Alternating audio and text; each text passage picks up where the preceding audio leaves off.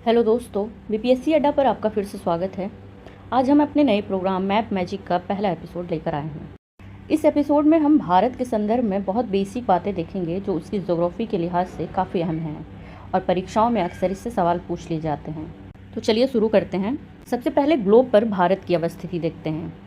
हम सभी जानते हैं कि 0 डिग्री अक्षांशीय रेखा को हम क्या कहते हैं? भूमध्य रेखा। और 0 डिग्री देशांतरीय रेखा जो है उसे क्या कहते हैं हम?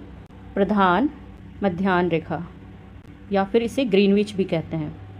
यहाँ पे दो सवाल बनते हैं कि भारत की जो अवस्थिति है वो भूमध्य रेखा के दक्षिण में है या फिर उत्तर में है। अब ये भूमध्य रेखा है, इसमें हम देख रहे हैं कि भारत की अवस्थिति कहाँ है? उत्तर में। और दूसरा सवाल बनता है कि ग्रीनविच के सापेक्ष भारत की क्या अवस्थिति है? तो वो क्या है? पूर्व में। ठीक है, तो इस हिसाब से क्या हो गया कि भारत की ग्लोब पर क्या लोकेशन हो गई? वो हो गई नॉर्थ ईस्ट, यानी कि पूर्वोत्तर। आप यहाँ पे 3 आप फैक्ट ध्यान रखेंगे। पहला क्या है? पहला है कि भूमध्य रेखा के उत्तर में भारत की अवस्थिति है। दूसरा क्या है? ग्रीनविच लाइन के पूर्व में भारत की अवस्थिति है। और ओवरऑल अगर हम देखेंगे भारत की ग्लोब पर क्या अवस्थिति है तो वो है पूर्वोत्तर दिशा में। ठीक है, अब यहाँ पे हम 2 चीज़ें देखेंगे। अक्सर एग्जाम में 2-3 तरह के और सवाल पूछे जाते हैं, जैसे कि जो महाद्वीपीय विस्थापन सिद्धांत था उसके अकॉर्डिंग भारत किसका पार्ट है? तो इसका क्या आंसर होगा? गोंडवाना लैंड। ठीक है, और दूसरा एक पूछा जाता है हिमालय किससे बना था? तो ये किससे बना था? टेथिस सागर से। नेक्स्ट हम देखते हैं भारत के अक्षांशीय और देशांतरीय विस्तार को। यहाँ पर हम देखेंगे कि भारत का जो अक्षांशीय विस्तार है वो कितना है?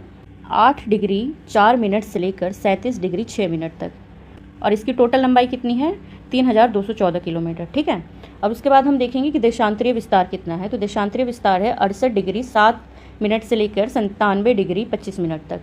ठीक है, और इसकी टोटल लंबाई कितनी है? 2933 किलोमीटर। यहाँ तक आप समझ गए। अब हम देखते हैं, आपने अक्सर देखा होगा एग्जाम में 2 तरह की रेखाओं से सवाल अक्सर पूछा जाता है, कर्क रेखा और दूसरा क्या है? मानक समय रेखा। ये कर्क रेखा किसे कहते हैं? 23 डिग्री 30 मिनट को। ठीक है, 30 मिनट नॉर्थ। दूसरी क्या है? मानक समय रेखा। भारत की मानक समय रेखा कौन सी है? 82 डिग्री 30 मिनट पूर्वी देशांतर।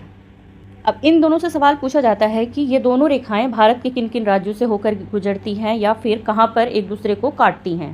तो चलिए पहले देखते हैं कर्क रेखा को। कर्क रेखा भारत के कितने राज्यों से होकर गुजरती है? ये हमने मैप में दिखाया है जो रेड कलर से, ये कर्क रेखा है। ठीक है, ये टोटल कितने राज्यों से होकर गुजरती है? 8। और ये कौन कौन से हैं? ये हम वेस्ट टू ईस्ट में देखेंगे। सबसे पहला कौन सा है? गुजरात। ठीक, सेकंड पे कौन सा है? राजस्थान। थर्ड पे कौन सा है? एमपी। फोर्थ पे कौन सा है? छत्तीसगढ़। फिफ्थ पे कौन सा है? झारखंड। सिक्स्थ पे कौन सा है? वेस्ट बंगाल। और सेवेंथ पे कौन सा है? त्रिपुरा। और एट्थ पे कौन सा है? मिजोरम। ठीक है, और दूसरा है ये वाली जो रेखा है जो लंबवत खींची जा रही है, ये कौन सी है? पूर्वी देशांतर रेखा, यानी 82 डिग्री 30 मिनट। और ये कितने राज्यों से होकर गुजरती है? 5 राज्यों से। इनको हम देखते हैं। सबसे पहला क्या है? ये यूपी है। सेकंड पे क्या है? एमपी। ठीक है, थर्ड पे क्या है? छत्तीसगढ़। फोर्थ पे क्या है? उड़ीसा। फिफ्थ है आंध्र प्रदेश। अब यहाँ पे एक सवाल बनता है जो बहुत इम्पॉर्टेंट है कि ये दोनों रेखाएं एक दूसरे को कहाँ पर काटती हैं, और अक्सर ये सवाल पूछा जाता है।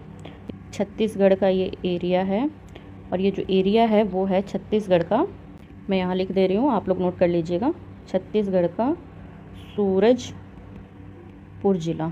एक सवाल यहाँ पे ये बनता है कि ये जो जिला है वो किस पठार के अंतर्गत आता है, या फिर कर्क रेखा और भारत की जो मानक समय रेखा है वो एक दूसरे को किस पठार पर काटती है। तो इसका क्या उत्तर होगा? बघेलखंड।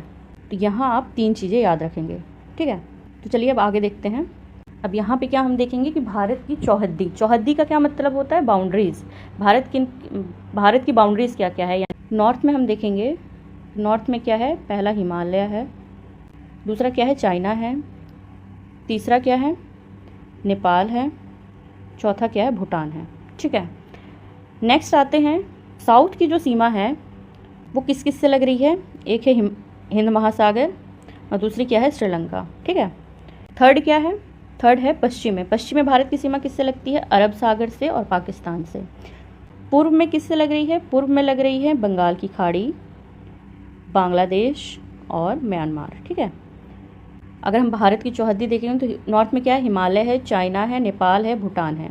ठीक, साउथ में क्या है, हिंद महासागर है और श्रीलंका है। वेस्ट में क्या है, पाकिस्तान है और अरब सागर है।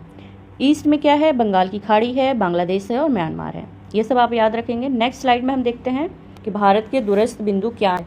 दूरस्थ बिंदु को हम इंग्लिश में एक्सट्रीम पॉइंट्स भी कहते हैं। ठीक है, नॉर्थ में क्या है, इंदिरा पोल, ये किस रेंज में आता है, कराकोरम रेंज में। और किस यूटी में आता है, ये लद्दाख के अंतर्गत आता है। ठीक है, सेकंड क्या है, साउथ का जो एक्सट्रीम पॉइंट क्या है, अगर हम मेन लैंड में मानेंगे यानी कि स्थल भारत की स्थलीय सीमा के अंतर्गत, तो ये क्या हो जाएगा, कन्याकुमारी। और ये जो एरिया है वो आता है केप कोमोरिन आइलैंड के अंतर्गत। और किस स्टेट में, तमिलनाडु। ओवरऑल भारत के मैप की बात करें तो भारत का दक्षिणतम सुदूरतम बिंदु क्या है, वो होगा, वो आता है अंडमान निकोबार के अंतर्गत। और ये क्या है, इंदिरा पॉइंट, जो क्या था 2004 की सुनामी के बाद जलमग्न हो गया था। पश्चिम में भारत का एक्सट्रीम पॉइंट क्या है, गुहार मोती। और ये किस क्षेत्र में आता है, कच्छ जिले में, गुजरात के कच्छ जिले में। ठीक है, और भारत का सबसे पूर्वी एक्सट्रीम पॉइंट क्या है, वो है किबीथू। ये किस क्षेत्र के अंतर्गत आता है, अंजा जिला। और ये कहाँ है, अरुणाचल प्रदेश में। तो हमने भारत की एक्सट्रीम पॉइंट्स भी बता दिए हैं, इसे आप नोट कर लीजिए। भारत के एक्सट्रीम पॉइंट से लेकर भी एग्ज़ाम्स में मैक्सिमम सवाल पूछ लिए जाते हैं, तो आपके लिए ये वाला पार्ट भी बहुत इंपॉर्टेंट हो जाता है। तो आज की वीडियो में बस इतना ही। अगले वीडियो में हम कुछ नई चीज़ें लेकर आएंगे, तब तक आप बने रहिए। इस एपिसोड से संबंधित अगर आपके कुछ सुझाव हैं तो आप कमेंट बॉक्स में शेयर करना ना भूलें। तब तक के लिए धन्यवाद।